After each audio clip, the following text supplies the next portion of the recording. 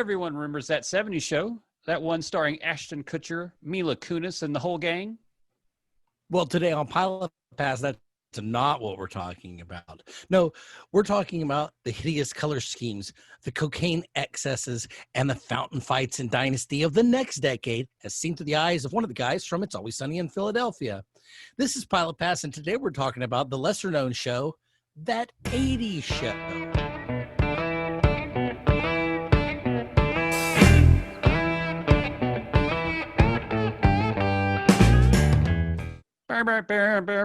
Dale, how you doing today? You feeling 80s? Did you snort your cocaine? Do you have your pretty colored shirt on? Matt, I'll say this. Yes. The same as it ever was. Same as it ever was. It's the same as it ever was. It's the same as it ever was. Indeed, sir. Indeed. Welcome back to another episode of Pilot Pass. I'm very excited today. We are talking about that 80s show. Who cares about the 70s? We're talking 80s today. Yes, so much more. This is the decade, obviously, I was born into and lived through. I was 5 years old at the time. I think this place takes place in, 1984? I believe you are correct. For the show. So I would have been roughly 4 to 5 at the time. So clearly this is etched into my mind as the way the world was when I was a youngin'. I think it's still etched in my mind how things are now. I always look back to the 80s and think, that was a different time. What happened to those years? Reagan and all that, man. So much Reagan in this show. Yes. And what's funny is some of this, I was watching this and I'm like, is this accurate or is this, they took a little bit of Saved by the Bell and rolled it back a few years? Because there are definitely some things here where I'm like, well, now Saved by the Bell was the 90s. But boy, that sure looks like something Zach Morris would have worn or that club they would have gone to in that. So there's a little bit of early 90s influence here you see as well before that it went full blast, vanilla ice, zigzag, bright colors. Everything's got to be cool as ice. Whew, we're going to talk about that movie one day, too, because I just rewatched that the other day. The zebra pants. You remember those zebra pants from the 80s? That were great, too. Oh yeah. Boy, they were fantastic. What a decade that was. It was.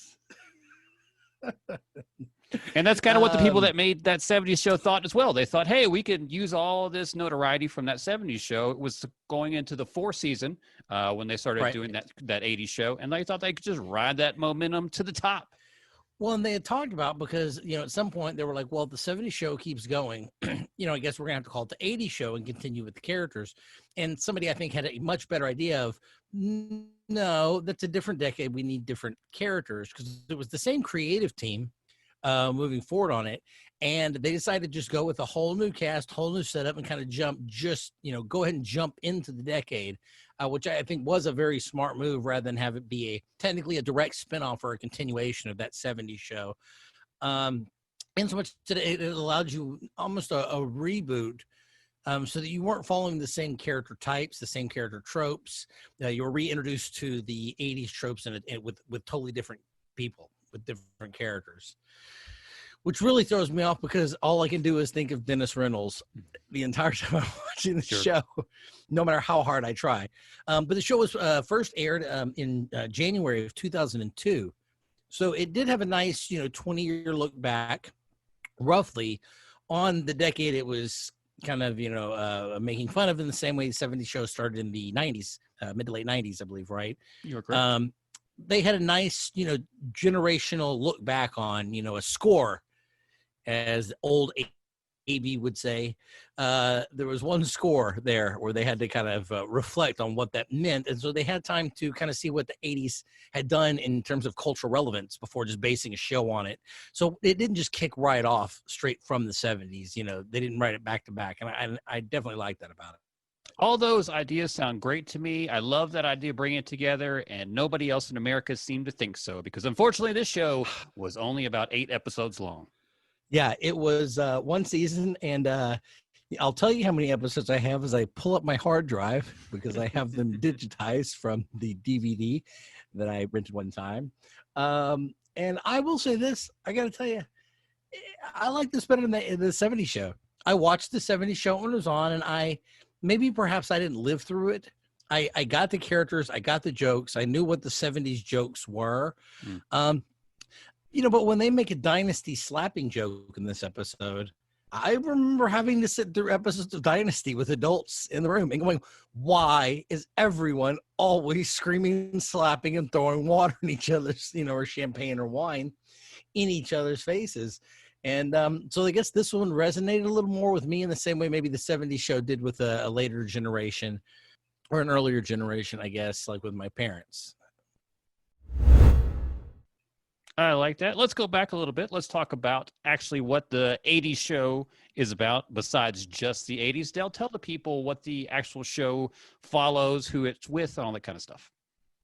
So essentially, Glenn Howerton, who plays Dennis Reynolds from Always Sunny in Philadelphia, is just He's a Corey. young guy. I'll never, ever forget that. Glenn Howard, or Corey Howard. He just made that role. I'll never look. Even when he did AP Bio, he was just Dennis Reynolds playing a different. He moved to another city, but so he's a record store employee working for minimum wage, for Margaret. And for the life of me, I can't remember her last name. I guess I'll look it up real fast.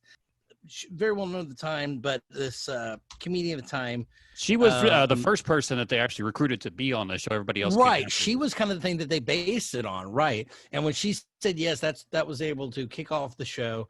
And let's see, Margaret Smith. Sorry, because I knew her as a comedian as I got older. She's very deadpan, very funny. One of her favorite lines that she ever said that I still remember was, "So I was at the mall the other day and I saw my mother.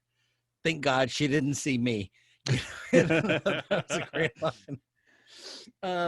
But so he works. They hire a new girl named Tuesday. Oh, sorry. So Glenn has recently been broken up with by his girlfriend, who is an openly bisexual character, which I thought was interesting. Do you know her from any other shows? Because I'm very excited because I do. Would you, the June Sophia. Tuesday or June Tuesday or Sophia, the ex. Sophia. No, I don't. That's the one I didn't recognize. Everybody out there, please, unless I click on this link right here on Wikipedia in front of me. Enjoy Brittany Daniel and her sister in the classic from 1994 to 1997, Sweet Valley High. You will not be disappointed. That's right. That's right. That is her. Okay.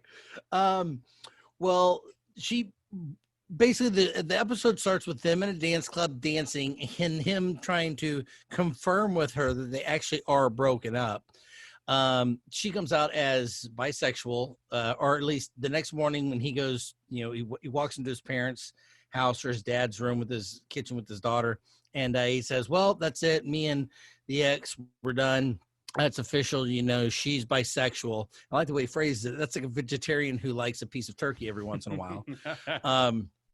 That won't hold up in court. Now, the other great line that I did love from this episode was the father goes like, well, I also have some news to tell you. Me and your mother are separated. And Glenn, I can't call him anything else with that. I'm sorry. Dennis or Glenn goes, Dad, that happened 3 years ago. And the father goes, I know, but it just still makes me so happy to say that every day. So anyway, then he goes to his job at the record store with Margaret Smith. Margaret Smith is the onyr. They've hired a new girl, Tuesday, who has, and I remember when I first saw this episode, I had such a crush on her. It's Chyler Leigh West.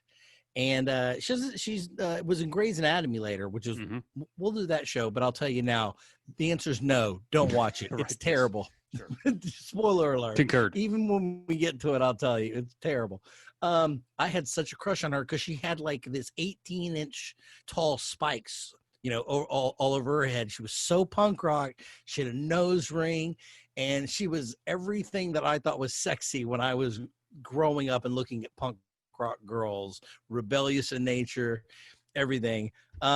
I want to be open and honest with the people right now here while we're talking about her and the punk rock look. I love the juxtaposition between Corey's character and her in that he thinks he's punk rocky, Black Flag, all that kind of stuff. But then when a true punk rocker with the hair and everything else comes up to him, it's a little bit different, and he pulls away from that. I feel like that I was like that a little bit, like I pretended a lot. But then when I got in that situation, I'm like, oh, never mind. I'm not that real. Okay. Now, see, I was the guy that I had the spiky hair in high school, and I had the jacket with the patches and everything like that. But I also liked that later in the episode, he kind of calls her out. He's like, lady, I was listening to The Clash when you were listening to the Bay City Rollers.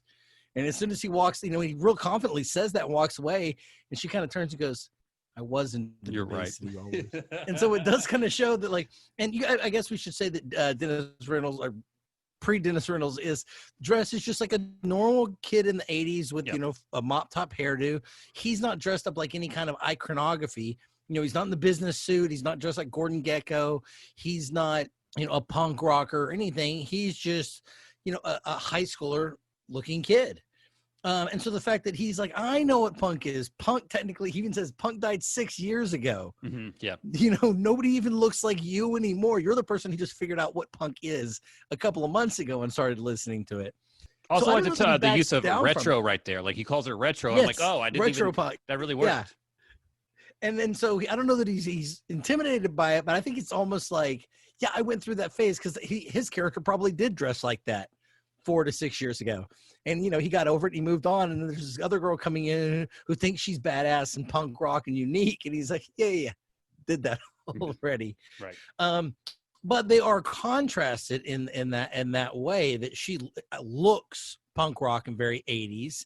And he looks like everyday Shlomo, pick any normal kid going from high school to college in any decade. That's his character. Definitely. So his dad offers him finally a job to come work for the marketing agency. So work for the man. Boy, can we talk about the work for the man? Now, can we talk? And I should say his best friend is a young Asian guy. There was a lot of bisexuality, a main Asian character that was his best friend. There was going a lot more than they had in the 70s show. I'll give him that. He goes to work for his father. So many office walls of clear bricks. Yep. I'm talking the 4x4, 6x6, double-sided clear bricks that used to be just so prevalent.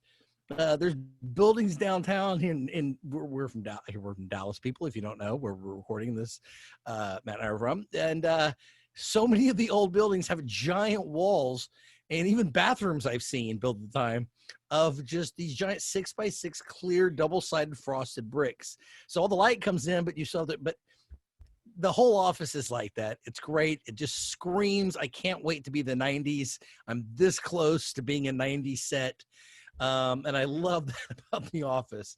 And so he works for about 4 hours and absolutely can't come up with anything for the new Gutbuster product that they're promoting. It's an advertising agency. And he's a wannabe musician. So as his sister puts it, it's just like writing songs, except, you're writing jingles or slogans so they don't even have to rhyme. Now, where's the beef? That doesn't. Would you say that working for an ad agency was the quintessential working for the man job in the 80s? Probably, in the sense that you're, other than Wall Street, I would say Wall Street would probably be the more quintessential idea of that. This would be very high up there because, Mad Men, from the 40s, very much that New York business suit. You're making money, but you got clients to please, and it's always about the clients. You got to make your clients happy, and the clients, but yet there's also some artistic endeavor in an advertising agency. So unlike where you're just, well, even in Wall Street or Wolf of Wall Street, they have a creativeness to the people of what, can you win people over? Can you sell them on your idea? So an ad agency, I think, really does kind of embody that.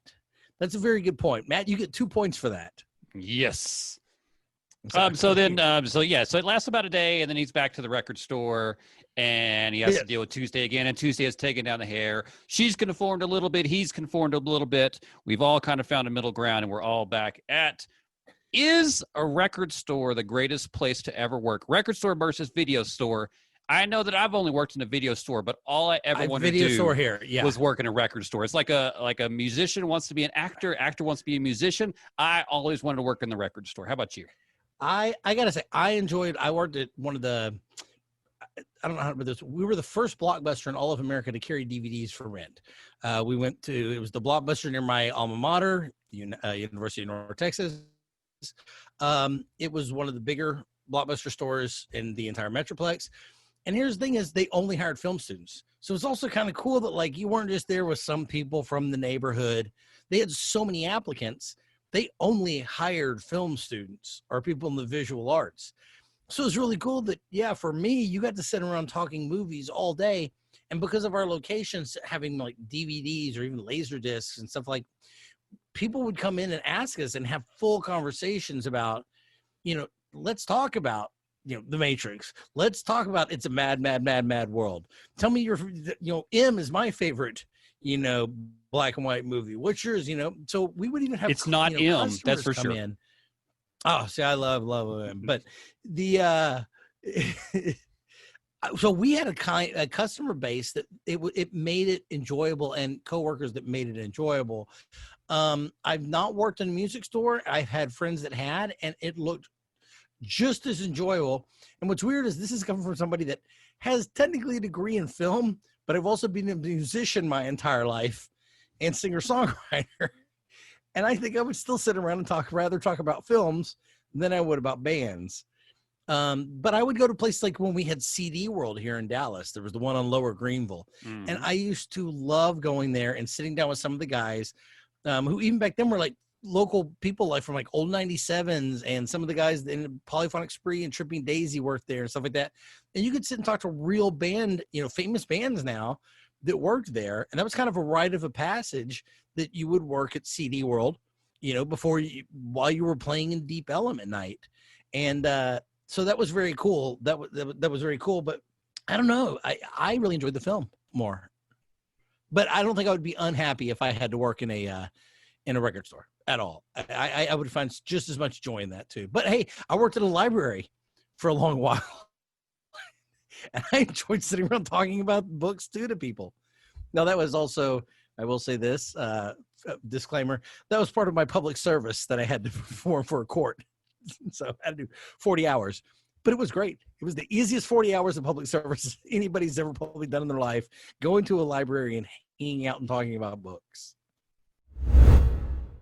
I feel like there's going to be a lot of these moments, so let's get into them. Let's talk about our favorite moments of the pilot episode from that 80s show. Now, that 80s show pilot is what it's called, so they got a little twist on that. It still has pilot in the title of the episode. But it's not about, again, not about aircrafts or people learning how to fly, which is really starting to become a trend that's upsetting me with all these first episodes. Like wings. I understand if they called that pilot. Well, you just reminded me about the show LA to Vegas that happened about 2 years ago. That was a January replacement TV show that we will absolutely have to do now. So thank you for bringing that back up. I appreciated that. So we're also going to get the wings too, people. Don't worry. Yeah. So favorite moments from the first episode. You know what? Probably when they're watching Dynasty and having the Dynasty drinking game, where every time somebody gets slapped, they take a drink of whiskey. And it's the Asian best friend, young Dennis Reynolds and his sister. Mm-hmm. And then at one point, the one guy hits on, it turns out also we should say in the story that Dennis's ex ends up dumping him because the reason is she's attracted to the sister and shows up one day to return his mixtapes and kisses her on the lips. Mm. But the sister, unlike some shows, which I would normally say would try to hide that or make it some wacky hijinks or this and that, she just flat out tells him, hey, by the way, your girlfriend came by earlier and kissed me on the lips. Right. While we were drinking wine coolers. I appreciate that.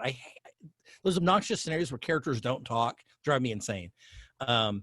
And so they're sitting there. Well, like the Asian guy makes some kind of joke like, oh, cool. Were y'all in the shower when she kissed you? And so she slaps him, and then all three of them take a shot together. I thought that was an excellent joke. Also, I think the very last line at the very end, she takes down her Tuesday takes down her hair. Dennis Reynolds says, okay, would you like to go to coffee with me? And she says, well, I'm going to go get coffee anyway. If you want to be pathetic and follow me, mm-hmm. I guess you could do that. And he says, yeah, I feel like being pathetic. I don't know why. Just the writing was just so non-traditional. It definitely felt like this is a way more regular people would speak than just in tropes over and over again. And then you missed Margaret Smith. Sorry, go for it. Then it pans over to Margaret, and the last line of the show is she's standing at the back door. They have the security gate closed, so it's like security bars, but they zoom in just enough where it looks like prison bars. She's holding them with their double hands, and she goes, "Why did they get to leave?" That is such the comedy of the show. It encapsulates everything. I still laugh at that joke. Yeah, it wasn't a laugh out loud pilot, but every scene had 1 to 2 solid jokes.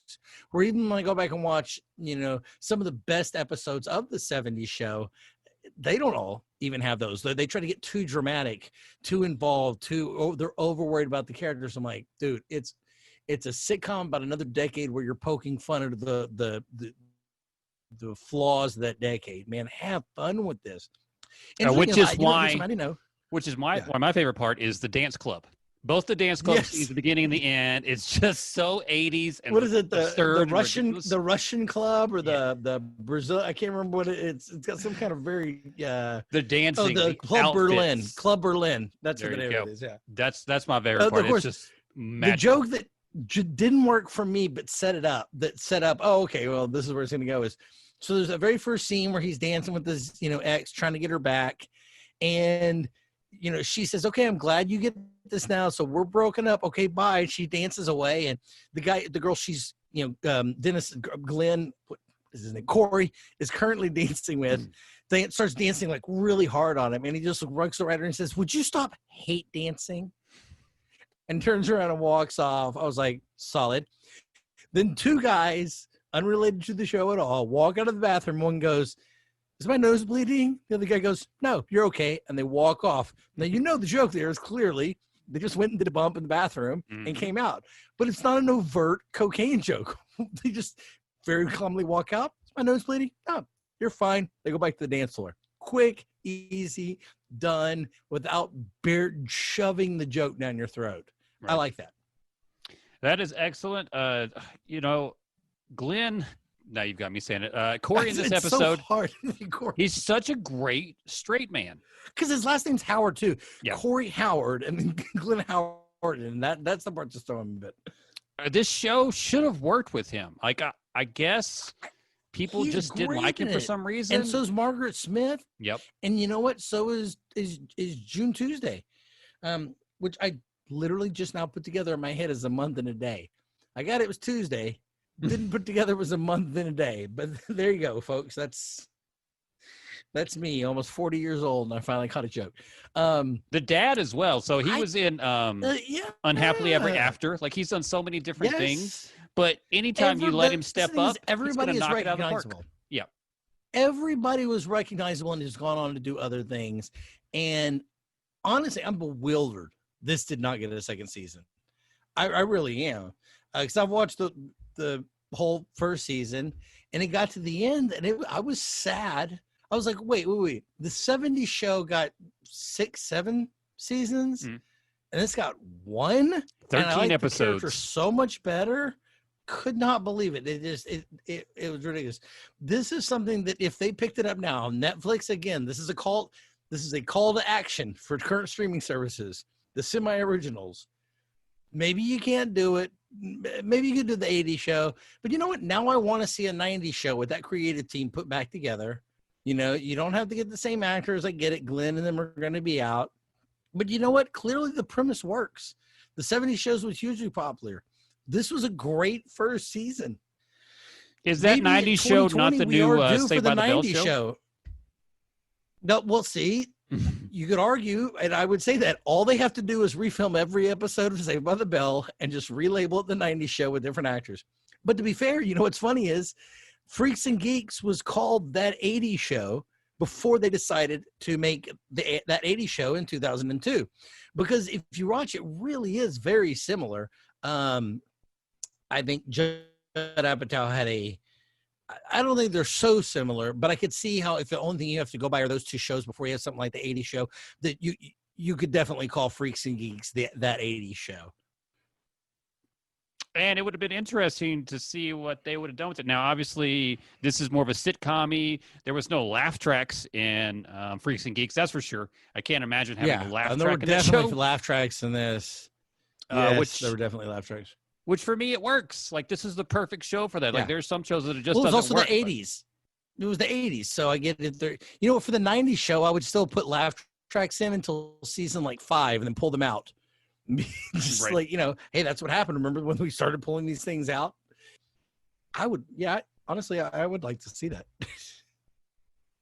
We could talk Kristen Bell could be in it. I don't Yes, know why. She She doesn't have a and show Ted right Danson. now. You know what? They both got free time. Exactly. Those two. Boom.